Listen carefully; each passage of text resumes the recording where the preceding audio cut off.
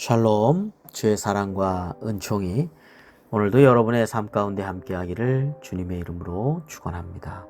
오늘 우리가 함께 묵상하실 말씀은 이사야 45장 1절부터 13절까지 말씀이 되겠습니다.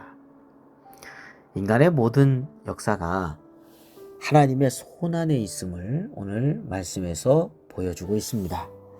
바사 제국의 초대 왕인 고레스, 자신을 알지 못하는 가운데 있었다 하더라도 하나님께서는 그를 통해서 바벨론의 포로로 있던 이스라엘 백성들을 해방하게 하여 주시고 고국으로 돌아가도록 하셨다라고 하는 내용이죠. 자, 1절부터 우리 3절 말씀 보겠습니다. 여호와께서 그의 기름 부음을 받은 고레스에게 이같이 말씀하시되 내가 그의 오른손을 붙들고 그 앞에 열국을 항복하게 하며 내가 왕들의 허리를 풀어 그 앞에 문들을 열고 성문들이 닫히지 못하게 하니라. 내가 너보다 앞서가서 험한 곳을 평탄하게 하며 논문을 쳐서 부수며 쇠빗장을 꺾고 내게 흑암 중에 보화와 은밀한 곳에 숨은 재물을 주어 내 이름을 부르는 자가 나 여호와 이스라엘의 하나님인 줄을 네가 알게 하리라. 아멘. 바사제국 고레스가 하나님의 기름 부음을 받았다라고 말씀하고 있습니다. 구약시대에는 왕, 제사장, 선지자와 같이 하나님께 쓰임받는 종들을 기름 부음 받게 하였는데 바사왕 고레스가 하나님의 일하심에 쓰임받았다는 것이죠.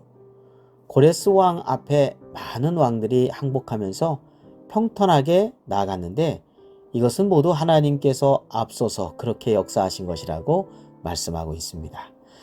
자, 4절부터 6절까지 말씀을 보겠습니다. 내가 나의 종 야곱, 내가 택한 자 이스라엘을 위하여 내 이름을 불러 너는 나를 알지 못하였을지라도 내게 칭호를 주었노라. 나는 여호와라, 나 외에 다른 이가 없나니 나밖에 신이 없느니라. 너는 나를 알지 못하였을지라도 나는 내 띠를 동일 것이요 해 뜨는 곳에서든지 지는 곳에서든지 나밖에 다른 이가 없는 줄을 알게 하리라. 나는 여호와라, 다른 이가 없느니라. 아멘. 네, 고레스는요 여호와 하나님을 알지 못하였습니다. 그러나 그렇다 하더라도 하나님의 주권적인 역사하심은 그를 통하여 나타났습니다. 그를 준비하게 하셨고 또 하나님의 역사하심으로 이스라엘을 고국으로 돌아가게 하셨습니다. 우리도 하나님의 모든 역사하심을 다 이해하고 알 수는 없습니다. 우리가 모르는 중에도 하나님을 모르는 사람들 가운데서도 심지어 하나님께서는 주권적으로 역사하고 계시다는 것을 알 수 있죠. 이스라엘 백성들도 당시 전혀 고국으로 귀환할 수 있는 일이 생길 것이라고는 상상조차 하지 못하였습니다. 그러나 하나님께서는 깜짝 놀랄 새 일을 계획하시고 준비하시고 실행하셨던 것이죠. 그때 쓰신 인물이 바로 바사왕 고레스였습니다. 자, 7절 말씀부터 8절 말씀 보겠습니다.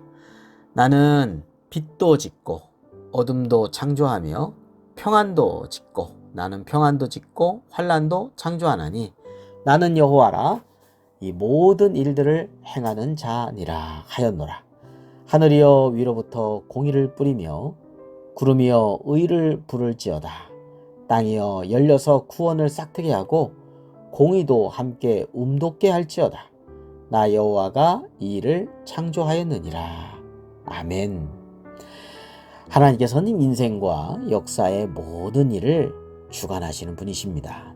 빛도 어두움도 창조하시고 주관하시고 뿐만 아니라 인생과 나라의 평안과 환난도 창조하실 수 있으신 분이십니다. 자, 이렇게 하나님의 모든 행위 가운데 공의와 구원이 행해지고 있다는 것이죠. 우리는 어떤 영웅이 역사를 주관하여서 모든 것이 바뀌고 그런 것 같지만 이 또한 하나님의 손안에 있는 존재요. 하나님께 쓰임받는 그런 종이라고 할 것입니다. 진정으로 인생, 민족, 나라를 주관하시고 역사하시는 분은 바로 하나님이시라는 것을 알 수 있습니다. 자, 이제 9절부터 우리 13절 마지막 절까지 보겠습니다. 질그릇 조각 중 한 조각 같은 자가 자기를 지으신 이와 더불어 다툴진대 화 있을진지요. 진흙이 토기장이에게 너는 무엇을 만드느냐 또는 내가 만드는 것이 그는 손이 없다 말할 수 있겠느냐. 아버지께는 무엇을 낳았소 하고 묻고 어머니에게는 무엇을 낳으려고 해산의 수고를 하였소 하고 묻는 자는 화 있을진저.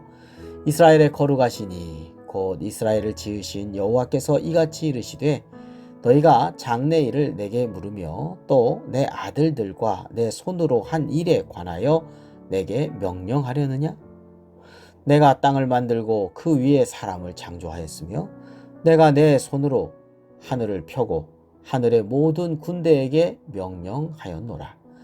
내가 공의로 그를 일으킨지라 그의 모든 길을 곱게 하리니 그가 나의 성읍을 건축할 것이며 사로잡힌 내 백성을 값이나 가품이 없이 놓으리라.